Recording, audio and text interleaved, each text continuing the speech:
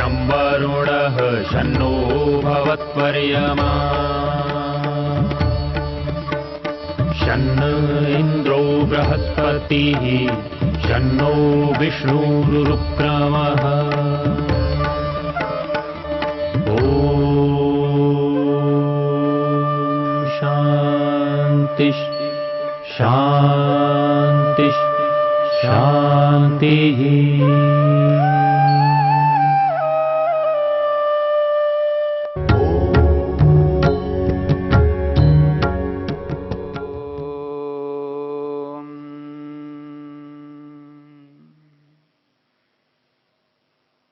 योगाभ्यासी का कैसा व्यवहार होना चाहिए जिससे योगाभ्यासी का मन एकाग्र हो सके।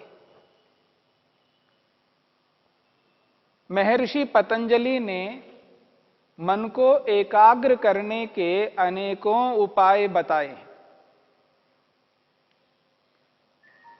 समाधिपाद के 33वें सूत्र में एक साथ 4 उपाय बताए हैं,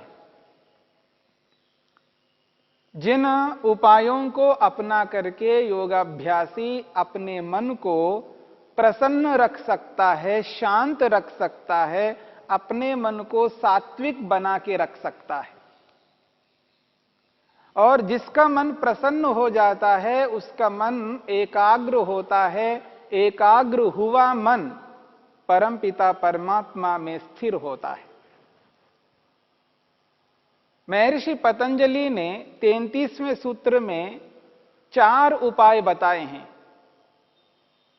सूत्र है मैत्री करुणा मुदितोपेक्षाणाम सुख दुख पुण्य पुण्य विषयानाम भावनातश्चित्त प्रसादनम। मैत्री, करुणा, मुदिता, उपेक्षा, और इन चारों के साथ में 4 विषय जोड़ दिए हैं, सुख, दुख, पुण्य, अपुण्य। अर्थात जो सुखी व्यक्ति है या जिसके पास सुख के साधन हैं, ऐसे व्यक्तियों के प्रति मैत्री करना, उनको मित्र बनाना, ये एक उपाय है। मित्र बनाने से मन प्रसन्न रहता है। मित्र बनाने से मन प्रसन्न रहता है। दूसरा उपाय बताया है करुणा। जो दुखी हैं या जिनके पास दुख के साधन हैं, दुख का साधन जब तक रहेगा तब तक व्यक्ति दुखी रहता है। उदाहरण के लिए रोग दुख का साधन है, इसलिए रोग के कारण से व्यक्ति दुखी रहता है। तो दुखी दुख के साधनों से युक्त जो व्यक्ति हैं उनके प्रति करुणा करनी, यह दूसरा उपाय है। तीसरा उपाय बताया है मुदिता। मुदिता का मतलब है प्रसन्न रहना। मन को प्रसन्न करने के लिए प्रसन्न रहना। प्रसन्नता प्रसन्नता का कारण बन रहा है यहां पर।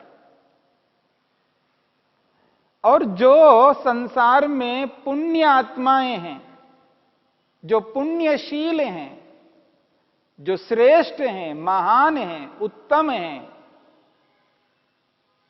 जिनको हमारा मन स्वीकार करता है ये उत्तम है, पवित्र हैं, ऐसे पुण्यात्माओं के प्रति मन में प्रसन्नता लाना, मन में प्रसन्नता को लाकर मन को शांत रखना, तो ये मुदिता है।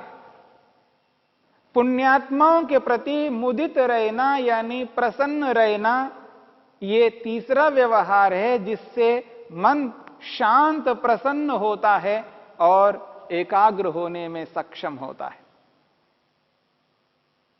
और इन तीनों व्यवहारों को लेकर के हमने विचार किया है। मैत्री को लेकर के, करुणा को लेकर के और मुदित प्रसन्न को लेकर के विचार किया। और ये तीनों ऐसे व्यवहार है, ये तीनों व्यवहार योगाभ्यासी के जीवन में सतत रहने चाहिए। इन तीनों व्यवहारों को त्याग नहीं कर सकता। सुखी व्यक्तियों के प्रति मित्रता रखना ही है, दुखी व्यक्तियों के प्रति करुणा ही करनी है, और जो विद्वान हैं, पुण्यात्माएं हैं, उनको देख करके प्रसन्न होना ही है।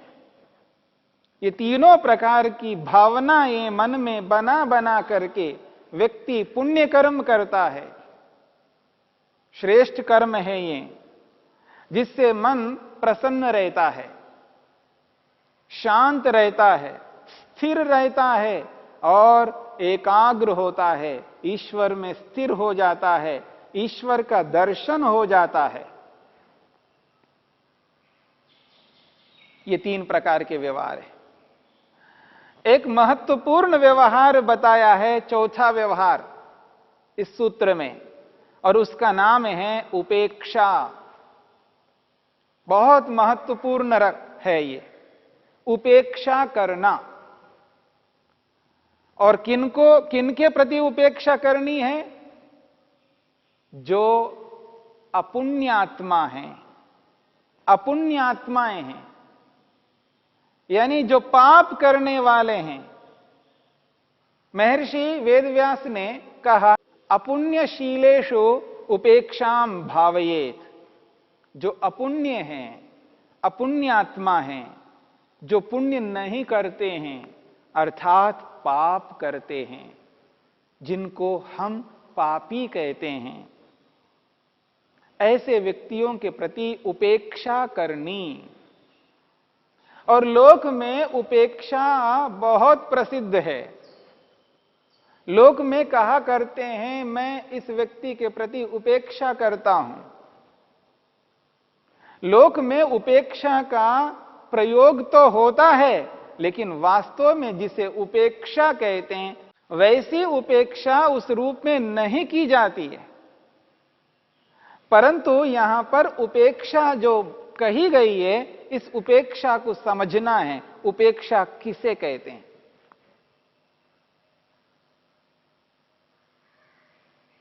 उपेक्षा का अर्थ, सामने वाला व्यक्ति जो है वो पुण्यात्मा नहीं है, और हमने उनको अनेक बार सुधारने का अवसर दिया है, फिर भी वह व्यक्ति सुधरता नहीं है। अपनी बुरी आदत से वो मजबूर होता है, उस आदत को त्यागना नहीं चाहता। जिनको हम कहा करते हैं, लाख बार समझाया है लेकिन मानता नहीं है, लाख बार समझाया फिर नहीं मानता है। ऐसा जो व्यक्ति है, ऐसे व्यक्ति के प्रति उपेक्षा करनी। और ये जो अपुण्यात्मा है, इसका निर्धारण, और जो पुण्यात्मा है, इसका निर्धारण कैसे होगा? क्योंकि व्यक्ति अपुण्य भी करता है, पुण्य भी करता है, यानी पाप भी करता है, पुण्य भी करता है। केवल पाप करने वाला आपको संसार में नहीं मिल सकता। केवल पाप करने वाला नहीं मिल सकता, केवल पुण्य करने वाला नहीं मिल सकता। हां, पुण्य करता हुआ कभी कभी अज्ञानता से, शीघ्रता से, लापरवाही से, प्रमाद से, आलस्य से व्यक्ति गलत कर बैठता है। और जो पापात्मा है, जिसका काम ही पाप करना है, पर वो पाप अन्यों के साथ करता है, अपनों के साथ नहीं करता है। जब अपनों के साथ पाप नहीं करता है, तो अपनों के साथ पुण्य करता है। चाहे वो पत्नी के साथ हो, चाहे वो पुत्र के साथ हो, चाहे वो पुत्री के साथ हो। जो अपने निकट के निकट व्यक्ति है उसके साथ वो अनिष्ट नहीं करता जैसा अनिष्ट अन्यों के साथ करता है।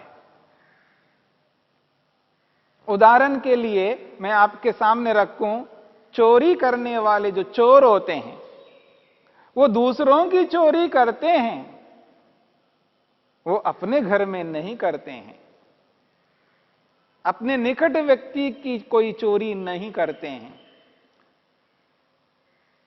अथवा उनका एक गैंग होता है, उनका एक समुदाय होता है, समुदाय के प्रति वो उचित व्यवहार करते हैं, उसके बिना वो समुदाय उनका गैंग वो नहीं चल सकता।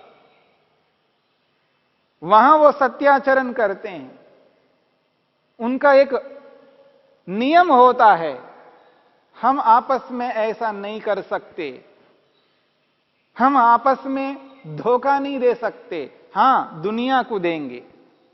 तो जब आपस में वो ऐसा नहीं करते तो वो तो पुण्य ही तो है, अच्छा ही तो कर्म है। इसलिए केवल पाप व्यक्ति नहीं कर सकता, वो पुण्य भी करता है।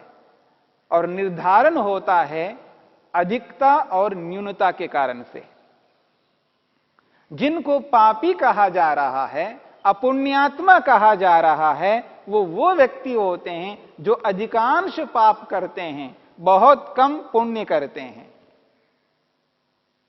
अथवा इस दृष्टि से भी हम देखेंगे कि बराबर कम से कम 50% एक मोटे तौर पर कहा जा रहा है, लगभग आधा आधा, आधा पुण्य आधा पाप, आधे पुण्य कर्म करता हो आधे पाप कर्म करता हो, तब भी उसको हम मनुष्य कहते हैं, आदमी अच्छा ही कहते हैं।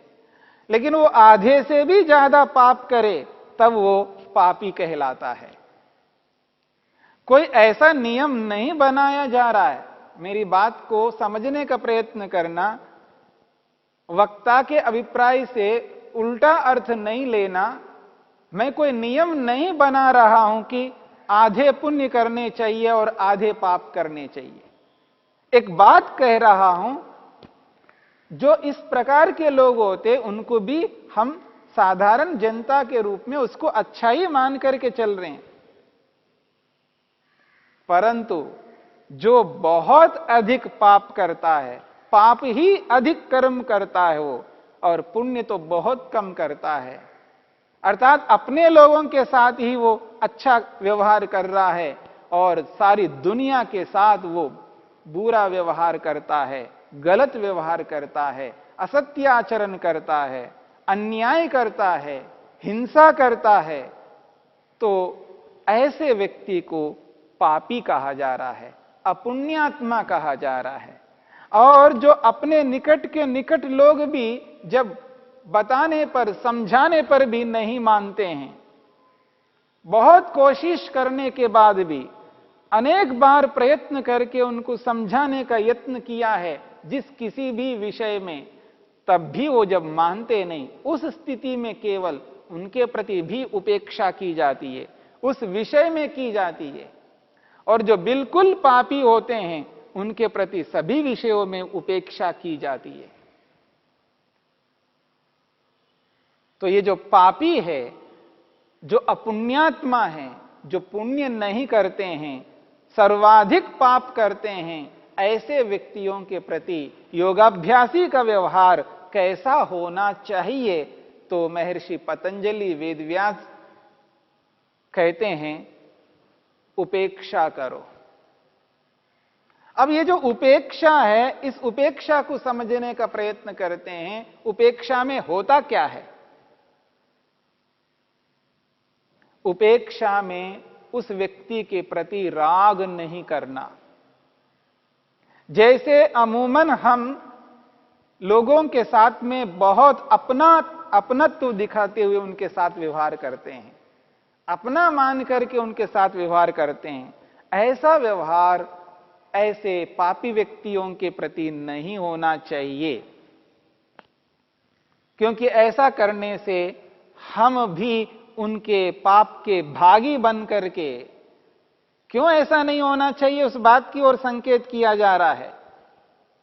यदि पापी व्यक्तियों के साथ हम सामान्य व्यवहार, सबके साथ जैसा व्यवहार करते हैं वैसा व्यवहार करें तो क्या होगा? हम उनके साथ जुड़ेंगे, उनके पाप के भागी बनेंगे। उनका अनुमोदन कर रहे हैं, उनके साथ जुड़ रहे हैं, तो उनके पाप का अनुमोदन कर रहे हैं, तो उससे हम भी पापी बन सकते हैं। इस पाप को रोकने के लिए, पापी बनने को रोकने के लिए यह व्यवहार करना है, उनसे दूर रहना है, उनसे राग नहीं करना है। एक और बात है, राग तो नहीं करना, परंतु द्वेष भी नहीं करना है। न राग करना है, न द्वेष करना है। इन दोनों से हट करके हमें अपने आप को बनाए रखना है। न राग हो, न द्वेष हो। जब ऐसी स्थिति आती है हमारे जीवन में कि हम ना तो उनसे राग कर रहे हैं और ना ही उनके प्रति द्वेष कर रहे हैं, जब ऐसा व्यवहार होता है, इसी व्यवहार को उपेक्षा कहते हैं। इस उपेक्षा की स्थिति में उनके साथ उस प्रकार का कोई ऐसा संबंध नहीं है। बस वो मनुष्य है, हम मनुष्य हैं। ना तो उनसे हम राग कर रहे हैं, ना द्वेष कर रहे हैं। इसी का नाम उपेक्षा है। परंतु वह व्यक्ति हमारे सामने आया है तो जैसे एक मानवीयता के कारण से उनसे नमस्ते करते हैं, नमस्ते तो कर सकते हैं, वो भी यदि नमस्ते करता है तो हम भी नमस्ते कर सकते हैं, प्रणाम कर सकते हैं। अगर हम कुछ पानी पी रहे हैं और वो पानी मांगता है, प्यास उसको लग रही है, एक मानवीयता के कारण से हम उसे पानी भी पिलाएंगे। हम भोजन कर रहे हैं और वो व्यक्ति हमसे भोजन मांगता है तो भोजन भी खिलाएंगे। वो व्यक्ति बैठना चाहता है तो बिठा भी लेंगे। एक सामान्य व्यवहार करना है। ये सब व्यवहार करते हुए भी उससे न राग करना, न द्वेष करना। जैसे दुनिया में जिनको हम बिल्कुल नहीं जानते, अनजान हैं, ऐसा व्यक्ति अगर हमसे नमस्ते करता है तो हम उससे नमस्ते भी करते हैं। यदि वो पानी मांगता है तो पानी भी पिलाते हैं। तो इस प्रकार का व्यवहार को उपेक्षा कहते हैं।